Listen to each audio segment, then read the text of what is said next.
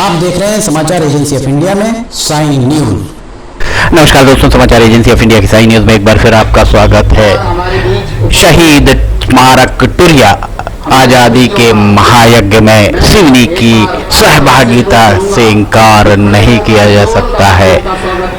आजादी की जब युद्ध आजादी का चल रहा था, आजादी की लड़ाई चल रही थी, तब सिवनी की महती भूमिका से इनकार नहीं किया जा सकता है। आजादी के महायज्ञ में देश के बाकी हिस्सों के साथ सिवनी का भी महत्वपूर्ण योगदान रहा है। जिले के में हुए एक सत्याग्रह में आदिवासियों महिलाओं ने भी अपनी आहुति दी थी। प्रसिद्ध सत्याग्रह के स्मारक के 71 साल पूरे हो गए हैं। जंगल सत्याग्रह की शुरुआत ओखा लोहार सेनापति के द्वारा 1930 में खवासा कुरई से 12 किलोमीटर दूर जंगल के बीच टुरिया में की थी। 1920 में नागपुर में कांग्रेस अधिवेशन हुआ। इस अधिवेशन में महात्मा गांधी, भगवान दीन, विनोबा भावे भी शामिल हुए थे। नागपुर के इस अधिवेशन में सिवनी से पंडित प्रभाशंकर जटार, पंडित दुर्गा शंकर मेहता, रविशंकर शुक्ला, नितिन नाथ शील वकालत छोड़कर गए थे। इसके अगले साल महात्मा गांधी सिवनी आए थे। शुक्रवारी में 20 मार्च 1921 को महात्मा गांधी ने भाषण भी दिया था। वे मेहता जी के बंगले में रुके थे, दलित बस्ती में गए और छुआछूत को खत्म करने की वकालत उनके द्वारा वहां की गई। समाचार एजेंसी ऑफ इंडिया के कुरई ब्यूरो से राजकुमारी सिंगोतिया की ये रिपोर्ट। इसके बाद जिले में भी आज़ादी के लिए लोगों के हृदय में ज्वाला तेजी से भड़कने लगी थी। 1923 में झंडा सत्याग्रह आरंभ हुआ। 18 मार्च 1923 में जबलपुर नगर पालिका भवन में तिरंगा फहराया गया। इसी दौरान आंदोलन की खबरें आती रहीं। 1930 में टुरिया गांव, जो जंगल और जंगली जीवों से भरा हुआ और पजदार नदी के किनारे स्थित है, सत्याग्रह का मुख्य बिंदु बनकर उभरा। ये नागपुर के पास था। सिवनी के से दुर्गा शंकर मेहता के नेतृत्व में नमक सत्याग्रह के समकक्ष जंगल सत्याग्रह चलाया गया। उस दौरान इस सत्याग्रह से निपटने के लिए डिप्टी कमिश्नर सीमन ने एक आदेश दिया, इन्हें एक पाठ पढ़ाओ, सेट हिम ए लेसन। इसके बाद पुलिस ने गोलियां चलाना आरंभ कर दी। इन गोलीकांड में 3 महिला और 1 पुरुष, मुद्दोबाई निवासी अमरीठ, रैनाबाई निवासी खंबा, देमोबाई निवासी भिलवा और बिरजू भाई निवासी मरजोर शहीद हुए।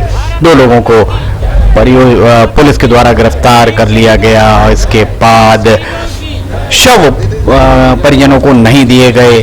बाद में सारे देश में आज़ादी की लड़ाई ने जोर पकड़ा और 15 अगस्त 1947 को देश को आज़ादी मिली। शहीदों की शहादत को देश नहीं भूला और 26 जनवरी 1950 को जब देश का संविधान लागू किया गया, तब टुरिया में शहादत को याद करने के लिए सत्याग्रह इस स्थल का निर्माण कराया गया। केंद्रीय मंत्री फग्गन सिंह कुलस्ते इस अवसर पर शहीद स्मारक पहुंचे और शहीद दिवस पर उन्होंने इस टुरिया में शहीदों को याद किया। इस अवसर पर फग्गन सिंह कुलस्ते के द्वारा आदिवासियों के बीच जाकर शहीदों को याद किया गया। आइए सुनते हैं क्या कह रहे हैं। इसकी क्या आवश्यकता है, इसको हम मूलभूत सुझाव दो। और आजादी के बाद जो हम स्वतंत्रता की हम जब बात करते हैं, तो इस बात को एहसास होना चाहिए समाज को और देश को कि वास्तव में हम इतने सफर करने के बाद आज हम यहाँ पर खड़े हैं। इस प्रकार के मन में कल्पना होना चाहिए कि ये चीजें हमारे ध्यान में है। और प्रधानमंत्री का भी जो सपना है, आपको ध्यान होगा कि इन सब चीजों के बारे में जितना बेहतर हम कर सकते हैं। और यही हमारा उद्देश्य है कि लोग क्या अपने आप को महसूस कर सकते हैं, एहसास कर सकते हैं। उस समय की परिस्थिति और आज की परिस्थिति में ये थोड़ा अंदाज होना चाहिए लोगों को। और इसलिए हमने इस प्रकार की कल्पना हम कर रहे हैं। और अभी जंगल के बारे में हमारे साथियों ने ज्ञापन दिया है, उसके बारे में भी हम देखेंगे। तो ये थे मंडला के सांसद और केंद्रीय राज्य मंत्री फग्गन सिंह कुलस्ते। आपके द्वारा अपने संबोधन में बहुत सारगर्भित बातें कही गई।